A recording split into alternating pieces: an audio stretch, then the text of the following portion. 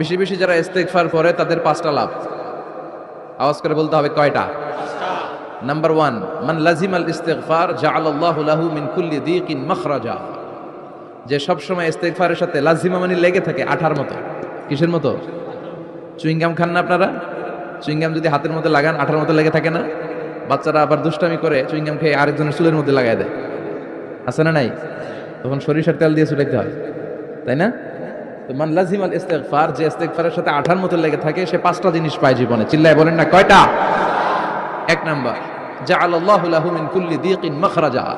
সব বিপদ থেকে তার উদ্ধার করে কে? আমাদের জীবনে বিপদ আপদ আছে না নাই?